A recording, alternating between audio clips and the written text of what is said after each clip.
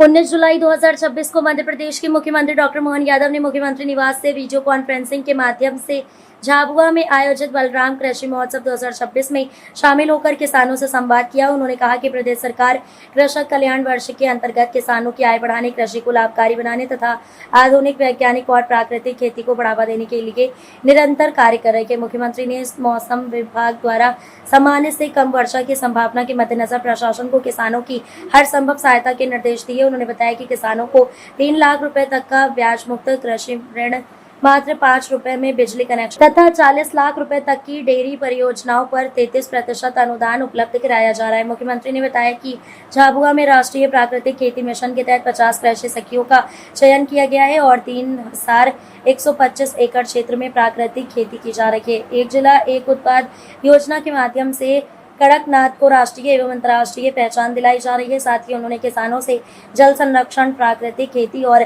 आधुनिक तकनीकों को अपनाकर आत्मनिर्भर एवं समृद्ध कृषि की दिशा में आगे बढ़ने का आह्वान किया है। सारे मंच के सामने मौजूद सारे पदाधिकारीगण, प्रशासनिक अधिकारीगण, पत्रकार साथियों, भाइयों बहनों,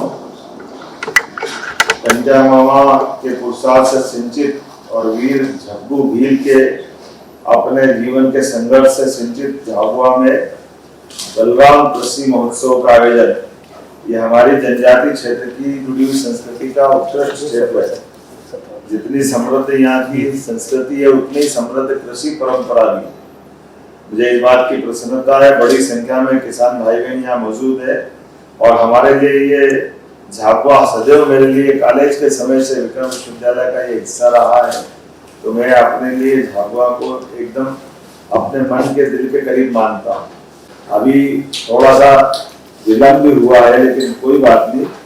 झाबुआ आ रहा और झाबुआ में भुट्टे का जो आनंद मिलता है हमारे लिए, तो वाकई ये जो टेस्ट आता है मक्का का, क्या आनंद आता है झाबुआ में मक्के जगह जगह जहाँ गाड़ी टिकाओ, आनंद के साथ अपने बीच और खास करके आज जेली कपास के साथ उद्यानिकी, कुक्कुट पालन, पशुपालन, प्राकृतिक खेती और साथ में अपनी जो रेगुलर फसल लगाते हैं, इन सब के लिए हमारी सरकार लगातार काम कर रही है। ऐसे में कृषि कल्याण वर्ष के आधार पर कृषि से जुड़ी हुई हर एक क्षेत्र की गतिविधि को बढ़ावा देने के लिए 55 जिलों में ये आयोजन हमारे द्वारा किया जा रहा है।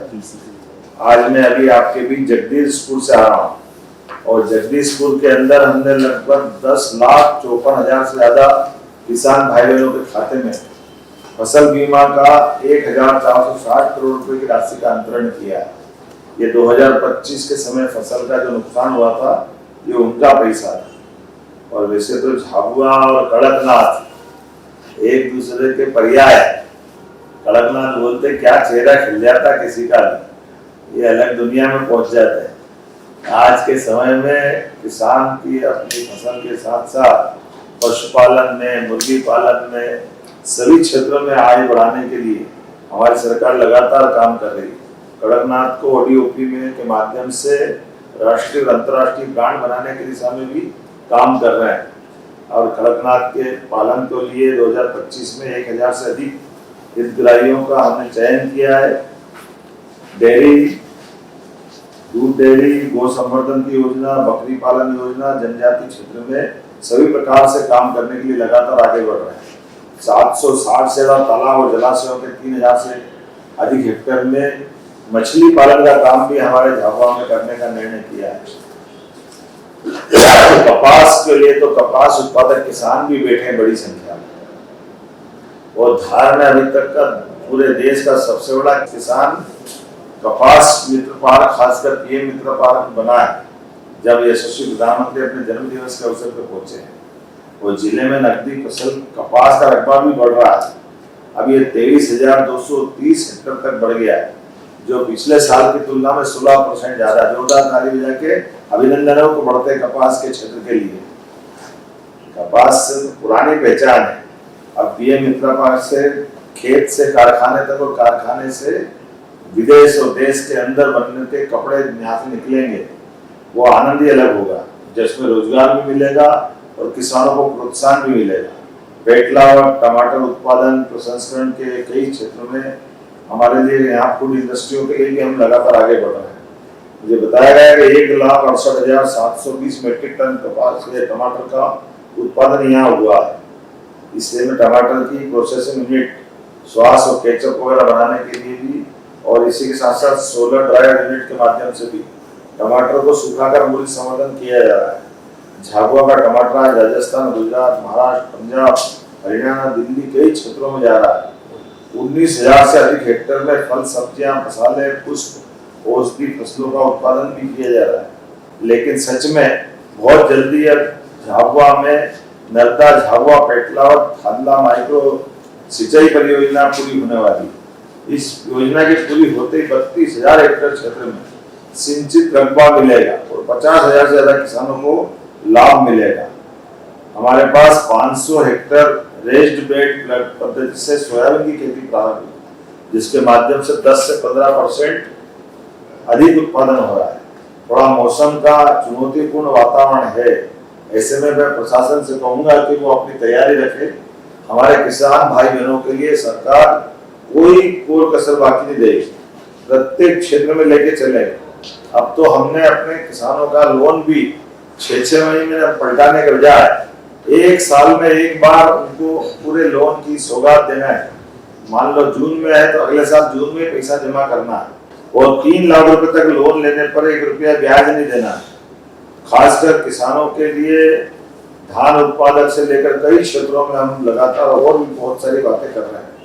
लेकिन झाबुआ में भी अब तो कोदो कुटकी का उत्पादन होता है और पहली बार हमने कोदो कुटकी खरीदने के लिए सरकारी स्तर पर न केवल खरीदी चालू करी बल्कि 1,000 रुपए क्विंटल का बोनस भी चालू किया है। किसानों को 10 घंटे बिजली, 5 रुपए में कनेक्शन, ऐसी कई सौगातें दे रहा है।